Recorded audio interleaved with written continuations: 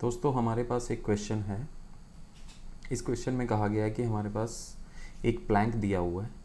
मान लेते हैं ये क्या है, हमारे पास प्लैंक है, एक लकड़ी का टुकड़ा है जिसके नीचे व्हील लगा दिया गया है। और ये जो फ्लोर है और ये व्हील है, इसके अंदर जो कोफिशिएंट ऑफ फ्रिक्शन वो ज़ीरो है। और उस प्लैंक के एक एज के ऊपर एक बच्चा खड़ा हुआ है। ओके, वो राइट साइड मूव करेगा, let's say with velocity u। तो प्लैंक लेफ़्ट साइड मूव होगा विद वेलोसिटी v। तो हमें ये मालूम करना है कि जब ये बच्चा इसके बिल्कुल सेंटर में पहुंच जाएगा यहाँ पर, तब प्लैंक कितना डिस्टेंस लेफ़्ट साइड में ट्रेवल करेगा।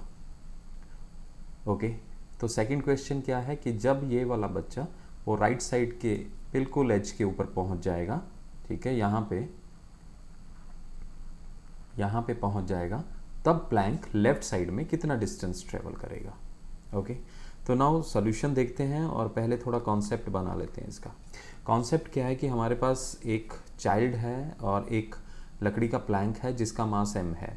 तो m जो है वो लकड़ी का जो टुकड़ा है, जो प्लैंक है, उसका मास है, मास ऑफ प्लैंक है वो क्या है m।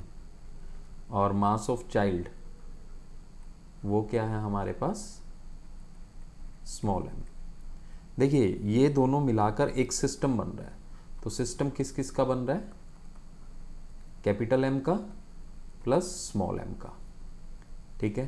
एंड हम देख सकते हैं कि कोई एक्सटर्नल फोर्स नहीं लग रही है। तो ये हमारा कॉन्सेप्ट है कि कोई एक्सटर्नल फोर्स सिस्टम के ऊपर नहीं लग रही है।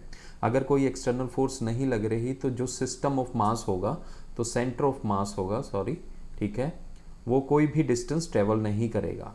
यानी सेंटर ऑफ मास का जो पोजीशन है, पोजीशन वो नहीं चेंज होगी, विल नॉट चेंज। तो हमने ये कॉन्सेप्ट लगाना है, ठीक है। अगर ये लड़का नहीं होता यहाँ पर, अगर ये लड़का यहाँ पर नहीं होता तो जो सेंटर ऑफ मास है वो इस जगह होता। लेकिन क्योंकि यहाँ पर एक लेफ्ट साइड के ऊपर एक लड़का खड़ा हुआ है, तो उसका वेट यहाँ पर पड़ रहा है, जिसके कारण मेरा जो सेंटर ऑफ मास है वो थोड़ा लेफ्ट साइड में शिफ्ट हो जाएगा। मान लेते हैं कि हम यहाँ पे वो यहाँ पर शिफ्ट हो गया centre of mass. This is the position of centre of mass पूरे सिस्टम का। अब ये सेंटर ऑफ मास यहीं पर रहेगा, इसी लाइन के ऊपर, ठीक है। ओके, जब ये लड़का राइट साइड मूव करेगा, ओके, और उसी समय प्लैंक लेफ्ट साइड मूव करेगा। तो मान लेते हैं कि लड़के को, पहला क्वेश्चन है कि लड़के को पहुंचना है सेंटर ऑफ प्लैंक, जो कि यहाँ पे है, this is the centre of Planck. But you consider कि जैसे ही लड़का राइट साइड में जाने की कोशिश करेगा, हमारा प्लैंक लेफ्ट साइड में मूव होगा।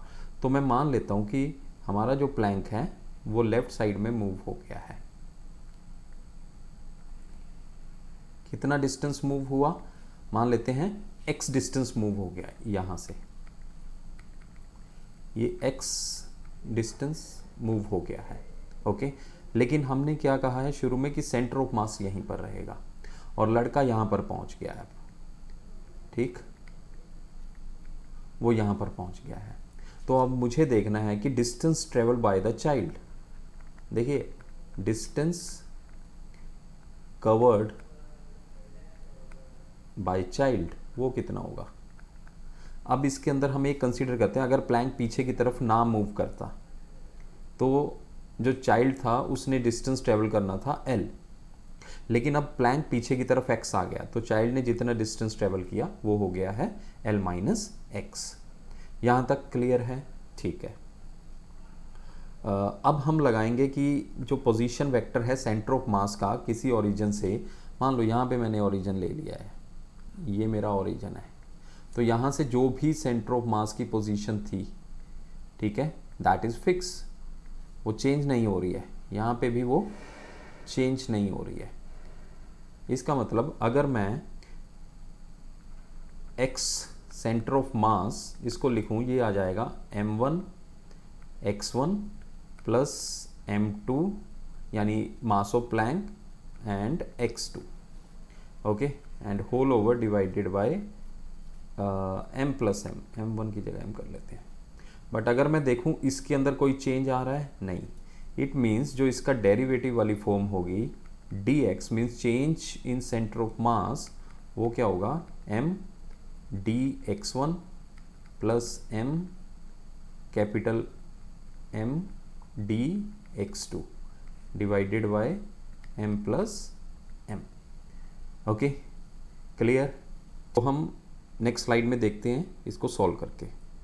तो हमने लिखा है कि dx is equal to m dx1 plus capital M dx2 whole over m plus capital M। जबकि हम जानते हैं कि ये dx वो ज़ीरो है। इट मीन्स हमारे पास जो इक्वेशन बन गई m dx1 plus m dx2 divided by m plus capital M must be equal to zero. But we know that mass can not be zero, m plus capital M can not be zero. So what left? So this implies कि m dx1 plus capital M dx2 must be equal to 0. Now what is dx1? Means child है, जो बच्चा है, उसने कितना distance travel किया? That is L minus x। और जो प्लैंक है उसने कितना डिस्टेंस ट्रेवल किया? x। तो putting the values in this equation, ये जो वैल्यूज है मैं यहाँ पे पुट कर यहाँ पे पुट कर देता हूँ। Then I will get m, इसमें थोड़ी सी रिफाइनमेंट है कि L की जगह मुझे सेंटर पे जाना है, तो L/2 होगा, L/2 माइनस x और capital M x equal to 0। Okay, तो यहाँ पर L/2 कर लीजिएगा। Okay, so this is the change. Okay, so if we expand this ml/2 minus mx, now Planck is moving in the negative direction, so we can write it as minus mx equal to 0. Okay, so ml/2 equal to small m plus capital M x. So this implies the distance traveled by Planck would be equal to m L/2 small m plus capital M. So this is our result for the. Okay, now we will solve the second part. We need to find out the distance traveled by Planck in this direction. Let's say x. Okay, let's say x distance. Okay, when this child reaches over here, जब वो दूसरे and पे पहुंच जाएगा। Okay, तो as in the previous case, now the distance covered by child, distance covered by child वो कितना होगा? अब L जाएगा और प्लैंक लेफ्ट साइड पे कितना आ गया? x, तो नेट उसने L माइनस एक्स ट्रेवल किया। ओके, एंड सिमिलरली जो डिस्टेंस है कवर्ड बाय प्लैंक वो कितना होगा? वो x होगा। और हम जानते हैं कि उस दौरान होगा क्या कि जो प्लैंक है वो इधर मूव कर जाएगा,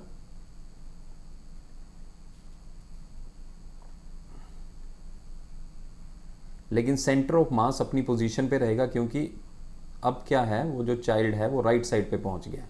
जबकि इस अगर मैं सिर्फ प्लैंक का सेंटर ऑफ मास देखूं वो इधर आएगा। ओके, तो हमारा जो सेंटर ऑफ मास है वो हैवी बॉडी की तरफ शिफ्ट कर जाएगा। Is it clear? ठीक है, तो सेंटर ऑफ मास अपनी जगह से नहीं हिलेगा, इसका मतलब जो dx of centre of mass है वो ज़ीरो होगा। फिर हमारे पास फिर से वही इक्वेशन आ जाएगी कि m dx1 plus capital M dx2 is equal to 0। Okay, तो यहाँ से मैं फिर से पुट कर दूंगा कि m dx1 कितना है? L माइनस एक्स है, और कैपिटल M dx2 कितना है? x है, which we need to find out. Okay, good. तो M L minus M X, और ये भी माइनस हो जाएगा क्योंकि जो प्लैंक है वो नेगेटिव डायरेक्शन में मूव कर रहा है डिस्प्लेसमेंट, तो माइनस है एम एक्स इक्वल टू 0। तो M L equal to small M plus capital M into X. So this implies कि x की वैल्यू जो होगी एम एल बटा small M plus capital M. So जब वो बच्चा दूसरे एंड पे पहुंच जाएगा तो हमारा प्लैंक लेफ्ट साइड में इतना डिस्टेंस ट्रेवल कर लेगा। होप